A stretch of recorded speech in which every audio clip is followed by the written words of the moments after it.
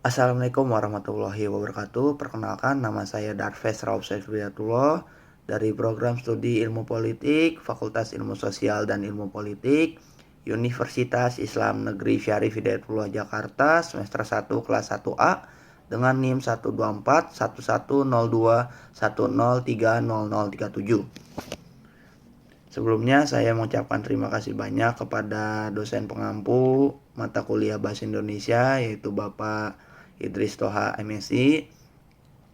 Terima kasih Bapak karena telah memberikan saya kesempatan dalam memenuhi ujian tengah semester yang dilaksanakan pada pekan ini. Tujuan video saya di sini yaitu memaparkan poin penting atau topik yaitu mengenai etika penulisan karya ilmiah dengan poinnya yaitu definisi plagiarisme dalam karya tulis ilmiah. Nah, yang akan saya jelaskan di sini yaitu mengenai definisi plagiarisme. Definisi plagiarisme dari segi historisnya bahwa plagiarisme ini berasal dari kata plagium yang artinya penculikan atau budak. Nah, penculikan ini bisa disyaratkan seperti posisi penciptanya itu karyanya yaitu sebagai anak kandungnya bagi penciptanya. Nah, secara sederhananya suatu ciptaan ialah refleksi pribadi. Nah, jadi refleksi pribadi itu ya karya yang ditulis oleh si penulis, pribadi penciptanya, menggambarkan hubungan hukum antara pencipta dengan ciptaan yang bersifat pribadi. Nah, hukum itu maksudnya bahwa dia ada hak bahwa bahwa karya tulis ini miliknya.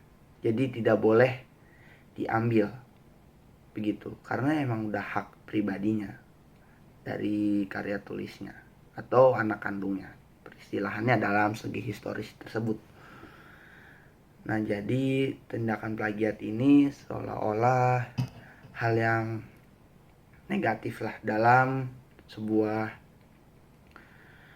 karya tulis ilmiah, atau singkatnya dosa besar bagi seluruh pelajar ataupun mahasiswa. Karena plagiat sendiri itu ya mencuri gagasan yang sudah ada, yang sudah diterbitkan, malah diambil lagi tanpa menyebutkan sumbernya. Nah, itu nanti ada penjelasan lebih lengkapnya. Oke, kita next. Menurut Kamus Besar Bahasa Indonesia, plagiarisme didefinisikan sebagai penciplakan yang melanggar hak cipta. Nah, maksudnya penciplakan melanggar hak cipta bahwa penciplakan ini ada hukum-hukumnya, ada tata aturannya, bahwa penciplakan itu tidak asal sembarangan menjiplak atau asal mengambil sumber karya orang lain atau yang aslinya. Nah, apabila melanggar hak cipta, penciplakan ini merupakan pelanggaran yang sangat serius dan sangat berat dalam hukum apabila tidak mencantumkan sumber atau tidak ada konfirmasi dari yang aslinya atau orisinil atau penciptanya yang aslinya.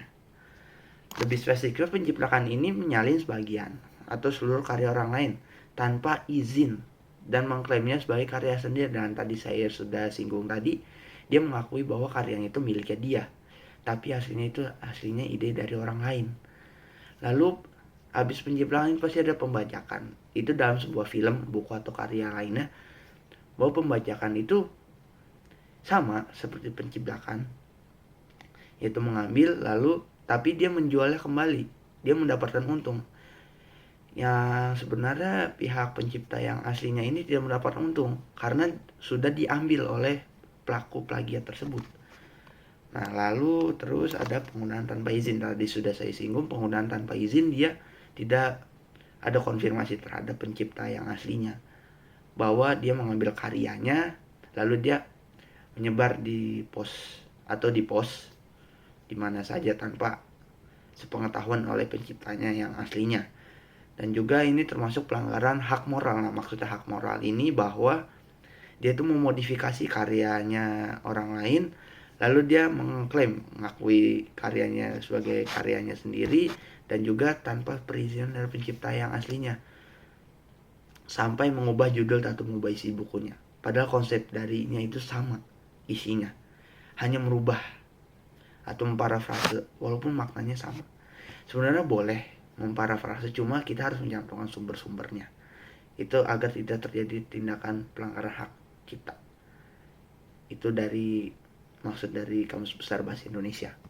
Dari definisi-definisi tersebut bisa disimpulkan bahwa plagiarisme merupakan tindakan menciplak ide, gagasan, atau karya orang lain yang mengakui karyanya itu sebagai karya miliknya tanpa menyebutkan sumbernya dan juga tanpa perizinan dari pencipta aslinya. Dan itu kuncinya menciplak ide tanpa menyebut sumbernya. Nah, plagiarisme ini kadang suka terjadi atau sering terjadi ketika kata-kata orang lain dari penciptanya atau kata-kata yang lainnya diparafrase semirip mungkin sedemikian rupa bahwa kata-katanya itu ide atau argumentasinya tersebut merupakan karya penulis yang memparafrase. Jadi itu maksudnya dia memparafrase karya orang lain atau pendapat orang lain bahwa lalu mengakui bahwa itu miliknya. Nah, plagiarisme ini sebagai bentuk tindakan ketidakjujuran karena mencuri gagasan, ide, kata-kata, kalimat orang lain, karya dan pikiran orang lain, menjadikannya seolah-olah sebagai karya dan pikiran sendiri.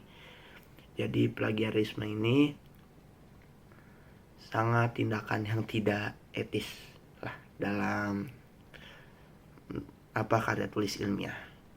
Nah, seperti gambar bahwa lihat ada orang membawa karyanya sendiri, karya aslinya lalu tiba-tiba sudah dipublish atau disebar oleh orang lain tanpa perizinan. Dia kaget, kok bisa karyaku udah ada di sana, begitu.